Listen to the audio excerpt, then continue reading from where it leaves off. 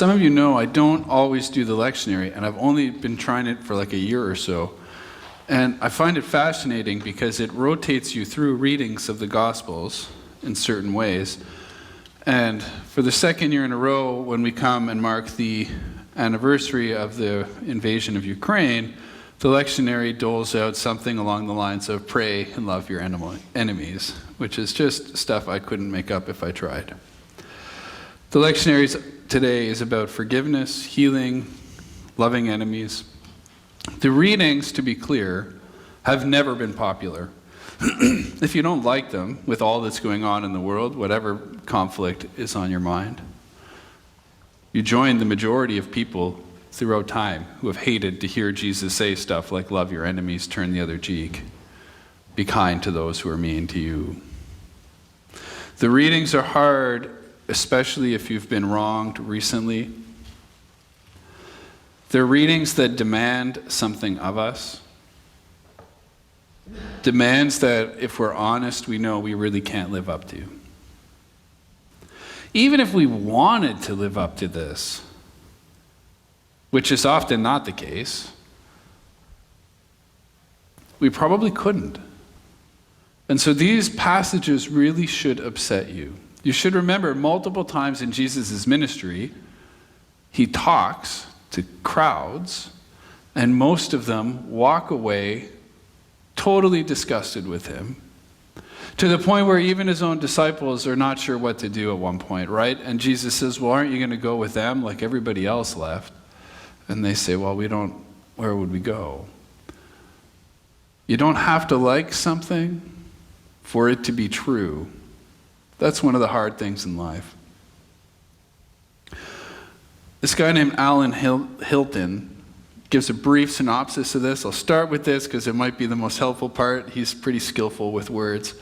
So he says, everyone has access to this passage because the dramatic moment of Genesis 45 longs to be played out again every time someone is wronged. A pope steps into an Italian jail cell and forgives his would-be assassin.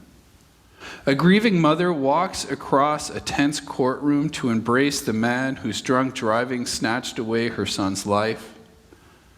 In South Africa, race inconceivably forgives race. Joseph's God lives on in new forms. When a wife forgives her husband, a friend forgives his friend, an enemy forgives an enemy. Reconciliation breaks out in these moments. And suddenly the position of victim has radically changed. In the moment of forgiveness, the wronged one is transformed from the critic of the world as it is to co-creator with God of a brand new world. And in that new creation, a light comes on. Maybe our world is not so different from Joseph's after all. Maybe forgiveness and reconciliation are God's true prosperity. You see, if you know the story, Joseph has been sold into slavery by his brothers. And in the story, like we just saw, he becomes a co-creator of a new world. We're going to see in a moment that Jesus, when he told the people to put their stones down, he was also being a co-creator.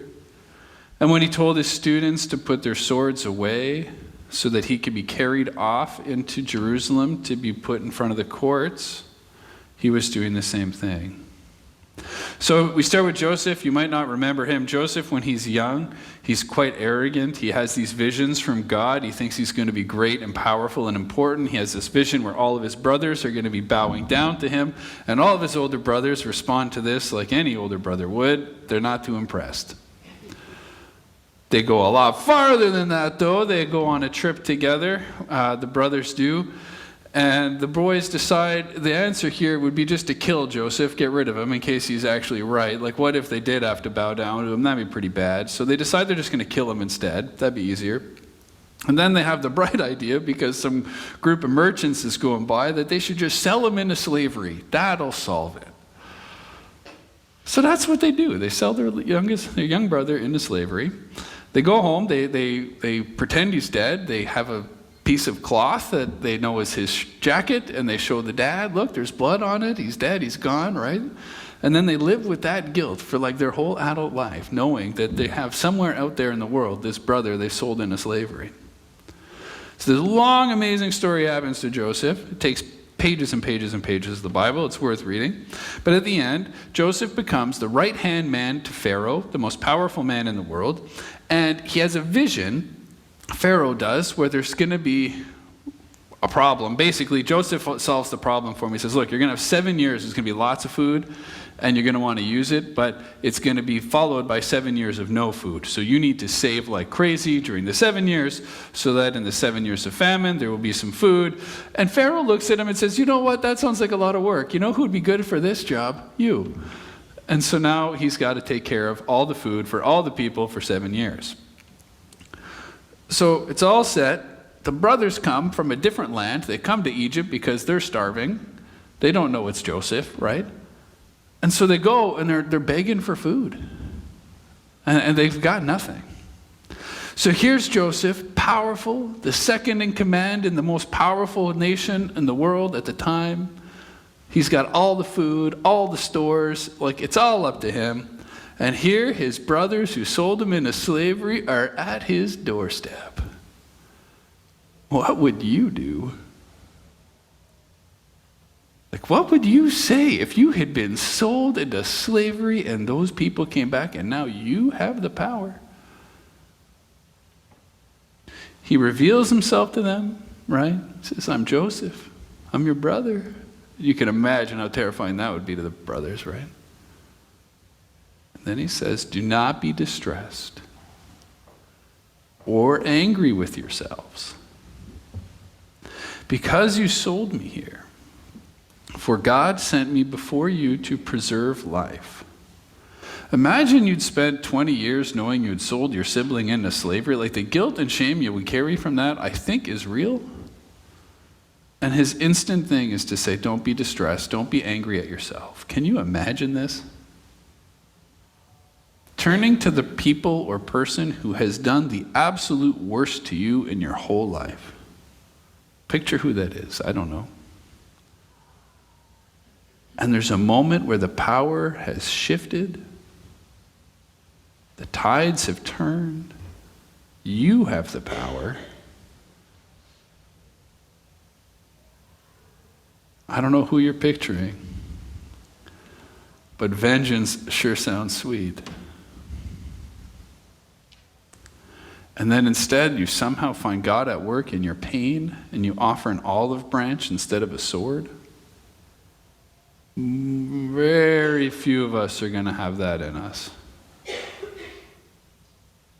Joseph in the story literally saves his brothers. He saves them from famine and saves them from the justice that he could rightfully mete out at this point, right? Like nobody would be upset. If Joseph was like, all right, you guys are all going into slavery, welcome to Egypt, thanks for coming, we'd all think they all got their just desserts, right? Not only does he not do that, he gives them the food to take back, and he says, then come on back with everybody. Bring the aunts, the uncles, your kids, your grandkids. Bring everybody. We got food for them all. Like, this is incredible. We don't do this for people we like. It might bring to mind the passage we did last week from Luke, right? This is an extension of that, the part we just did today. Jesus speaks of blessings, blessed are those who mourn, that kind of thing. And then the woes, woe to the rich, that kind of thing that we talked about last week. And before we identify too strongly with the curses, like he just did the thing where he said, you're going to be cursed if you do this, this, this, and this. He then turns the story to this. But I say to you who hear, love your enemies, do good to those who hate you, bless those who curse you, pray for those who abuse you. To one who strikes you on the cheek, offer the other also, and from the one who takes away your cloak, do not withhold your tunic. On and on and on about responding to hate with love. Jesus taught this thing over and over again, and people walked away from him for it. But he didn't just teach it, he also did it. You might remember there's a story, it's a pretty famous one, of this woman who's caught in adultery. You remember this? Jesus is teaching. And a woman's caught in adultery, and the punishment for adultery at that point is death. Whether you like it or not, it doesn't really matter. The right call here, the fair thing to do, would be to stone the woman for this. Whatever you think of that. So there's a mob of people, and they are ready to throw stones at this person until she dies. And this works really well because when everybody throws a stone, you have a cumulative, like a communal guilt, and nobody knows who it was. Like you've heard stories of firing squads where there's like 8 guys, they all shoot, and only one of them has a live round. Nobody gets to know who actually did the shot, right? Like it's a communal thing. And then Jesus says, let him without sin be the first to cast a stone at her.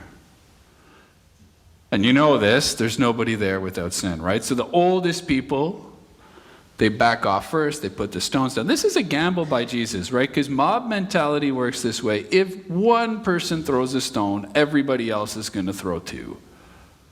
That's how mobs function. And so they all put the stone down. But in the story, there is somebody without sin who's allowed to cast the stone, isn't there? Right? Jesus himself, the sinless one, actually has every right in the moment to pick up the stone and throw it.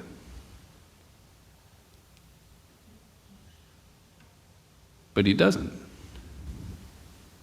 And the people respond and they say, you know what? This guy doesn't know the law. This guy's a coward. This guy won't step up when it's time to step up. He doesn't do the job that needs doing. He's not the Messiah. We're not going to follow this guy. Look at him. He can't even get rid of the adultery. How's he going to get rid of the Romans? And they walk. He knows he's going to lose face when he teaches and when he does these things. He knows it. He knows you're not going to like it.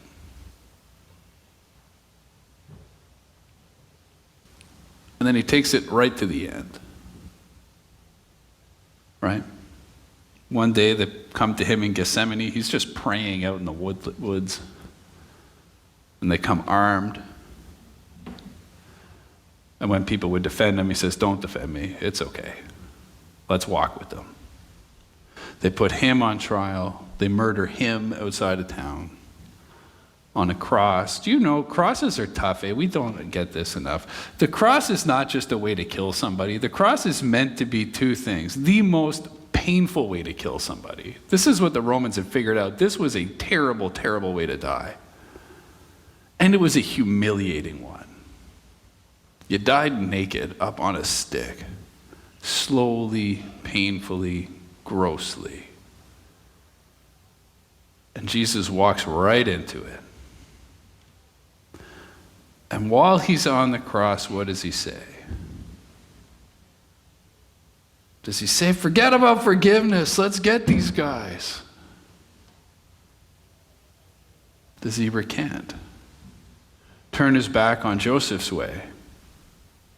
Call for an uprising? Call for a host of angels to come down and just blow the whole thing up? He calls out, Father, forgive them, they know not what they do.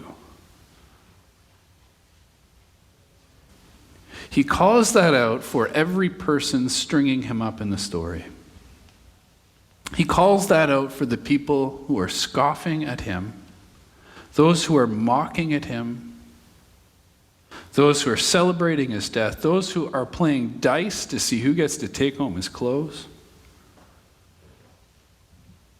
He's doing it for the whole mob holding the stones. And he's doing it for the adulterous woman. He's doing it for the brothers of Joseph. Every one of us has done things that we should not have done. The difference in the list is just that those people got caught. That's the reality. But Jesus knows, and he knows it on the cross, that in the eyes of God, you're all going to be caught. So am I. We will recoil from loving our enemies. We will stomp our feet and refuse to forgive those who have wronged us most of the time. He knows that. He knows that about you. And he cries out, forgive them. He gives up his earthly life in an effort to save every single one of us so that we can come before God the way the woman comes before the crowd and the way Joseph comes before his brothers. But what do we do with that? No matter what we have done or what's been done to us, Jesus loves us, radically reaches out to us with mercy, with compassion, and we can reach out to him.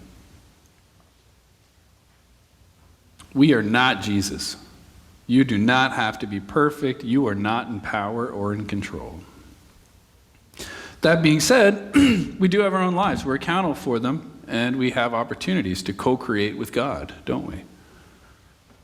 This week I received an email, getting ready for this.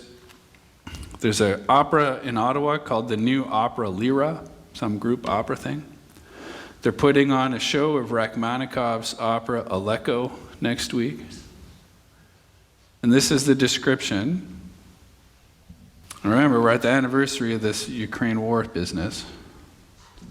The Iwashko Singers Opera Chorus will join a cast of brilliant Canadian singers, ballerina Claire Bassett, the Kalinka Women's Russian Dance Ensemble, members of the Svitanok Ukrainian Dance Ensemble, and Ukrainian choreographer Tetiana Avramenko, and the orchestra of Ottawa's finest musicians, under the guest conductor Norman E. Brown. You catch that? Like Ukrainian and Russian people dancing together in Ottawa while the war is going on in Europe. It sounds like a new beginning. It sounds like co-creating, trying to do the good that is theirs to do, recognizing humanity in each other despite how hard that can be at times. It's not going to change the world, but it is God at work in the world. There's this guy, I've quoted him a few times too, named Arthur Brooks. He's a Harvard professor. He's one of my favorite people in the world because he's a mega best-selling author, and he's literally considered the global expert on happiness. This guy works at Harvard and teaches a class on how to be happy, because you know what? A lot of people go to Harvard and they're not that happy. I love knowing that that class exists because the world I look out into could use a little more happiness, and he's brilliant and he's just great at what he does. But one of the things he makes his class do every year, they have an assignment called the Journal of Losses. And they have to keep a notebook, and every time they want to complain about something, they have to write it down. And he says sometimes the losses are big, right? Sometimes their parents get divorced, or they get breaking up with their spouses, or they go bankrupt, or whatever. Sometimes somebody just steals their parking spot. Write it all down. So they write one line with the date, and then they leave 2 lines blank, and then they write the next complaint. You can see how many complaints some of us are having a lot of complaints, right? So he says you leave a couple, and then after the first month, you answer the question, what did you learn because of the failure? 1 line. And then after 3 months, you have to name one good thing that came out of this loss. And so you're writing losses all the time. And he says not only do people always manage to find an answer, they tend to get frustrated that they only left 1 or 2 lines for this, because it turns out they've learned lots of stuff, and lots of good stuff has come out of what they thought was a big loss, a big tragedy, and a big problem. He says, my goal is not to get you to seek out trouble, but to take an active part in redeeming it. Eventually, students, he says, imagine a world where everybody can walk around and say, here are the 5 biggest losses or pains or struggles I've had in my life. And here's what I learned from them. And here's the good that has come out of them in the course of my life. How different would the world look if more of us could do that? I think what he's talking about is co-creating with God. Joseph is sold into slavery, and he reflects on it. The truth is, no matter what someone has done, no matter how outrageous we might find the person, no matter how ugly the behavior they have exhibited is, whenever we meet somebody, we encounter somebody that is beloved by God, made in his image, deemed redeemable by him, and every person we meet is somebody God is calling out to. It's not easy. And many will find this terrible to hear, even outrageous. I know some of you are probably arguing in your minds about it right now. I would implore you to remember that as people of the Bible, if you want to take what it says seriously, you can't just pick and choose your passages. You got to take them all. Now, the stories we've talked about, I think it might be helpful if we put ourselves in the right shoes. We're almost done. You got to put yourself in the right shoes in the story because most of us don't, I think. I don't. So that's why I assume other people don't. In the story, we are the brothers that need forgiving, who have sold our loved ones out in some way. In the story, we are the woman caught in our sins, doing something we knew full well we shouldn't do, and hoping to get away with it. In the story, we are the people standing around the cross, either cheering or gawking or throwing dice, whatever. That's our role in the cross. We are not the powerful, upright, morally awesome ones in the story. If you read it that way, you're not getting what Jesus is saying. We are the dependent, the humble, the meek, the weak, the one whose only hope is God's outrageous love. And if you're still arguing with me, I've used this example before, but I think it works. If I could play a video of every thought you've had in the last 24 hours right now, would you stay in the room to watch it? Would you want your spouse, your kids, whatever, your grandkids, loved ones, to watch the video of everything you've thought in the last, I don't know, even since you woke up this morning? If the answer is no, then you are solidly, squarely, completely in the camp I'm talking about. You're with me and the rest of humanity looking to the cross for help. And that's okay. It's good because we have a God who does help. Joseph did this when he sees he has power. He's in the position and he forgives. He uses the power to save others. Jesus on the cross uses his power to save others. He calls out that we would be forgiven even in our worst moment. Not when we're at our best, but when he's looking out to the bloodthirsty crowd. And so hopefully we can find it in ourselves to admit that we too need grace. And we can be thankful that to us too, grace is offered. Let's pray. God, we thank you that you offer us grace.